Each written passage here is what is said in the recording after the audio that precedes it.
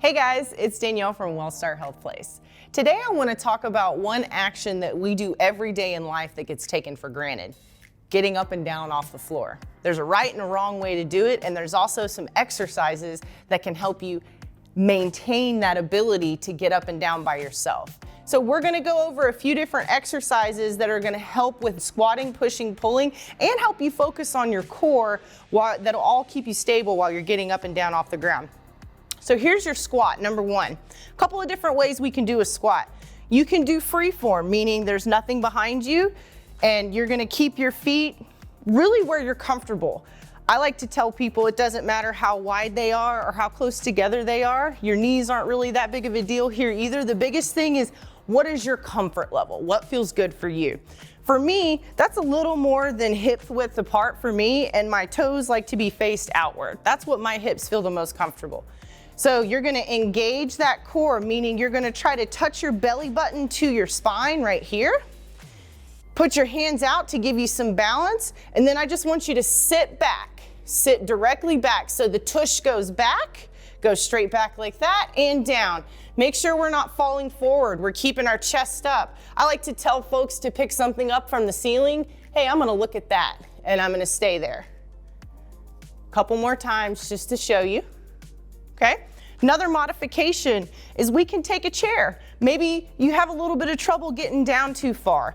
So same thing again, our feet are about hip width apart, toes are angled out. For me, checking to make sure my chair is behind me, that's always important. And then I want you to just have a seat and stand back up. Have a seat and stand back up. Another thing with your squat, pull your toes up off the ground, which forces you to drive your weight up through your heels. That's another big important thing. Very protective on your knees that way. So again, sit it down, stand it up, okay? We can also just do a light little tap to stand up there, okay? Next thing I'm gonna show you is gonna be a plank, okay? Plank is one of the best exercises that you can do for total body strength. I'm gonna move this chair out of the way momentarily, just for a minute. Just push it back. So, you can also do a plank on a wall, okay? I'm gonna show you what the most important aspects of a plank are here, and that's gonna be to keep your hips tucked under, okay? So you can go hands all the way up, and again, tuck those hips under. So we're not arching our back, we're not sticking our tush out. Our hips are tucked under like this. You can also be down on your knees with your feet up. Again, my hips stay tucked. You can also go down on your forearms, okay? That can be another way to do that, all right?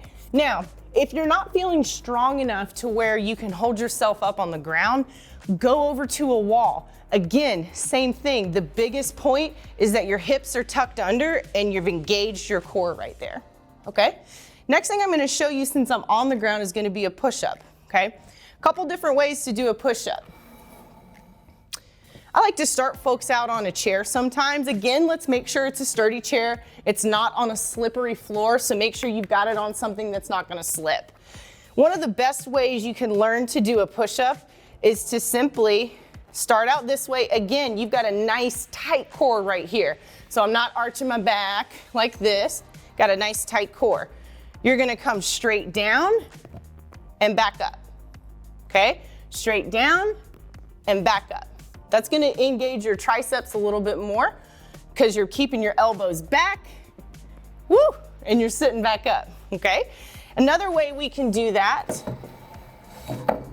is by getting down on the floor like this. Now, I like to have my hands a little bit wider for my floor push-ups. It's what's comfortable for me. And again, here you're gonna go down and back up.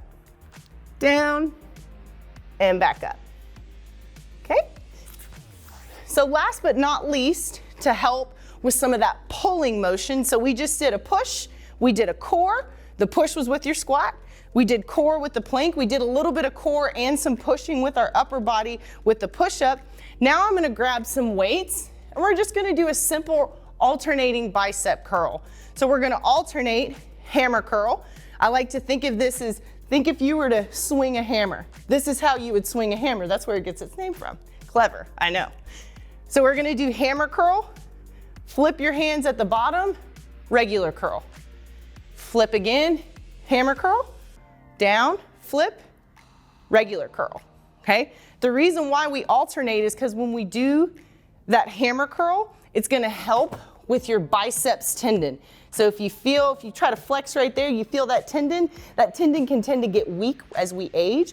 So it's really important to make sure that you're hitting every aspect of the bicep as you go through, okay? Guys, again, getting up and down off the floor, one of the most important things that you can do as you age, you need to remain with that independence. Do these exercises, incorporate them into your regular fitness routine a few times a week. If you're interested in finding out more exercises that are good for aging, check us out on social media, our website, wellstarhealthplace.org, or shoot us an email, healthplace@wellstar.org. Stay happy, stay healthy.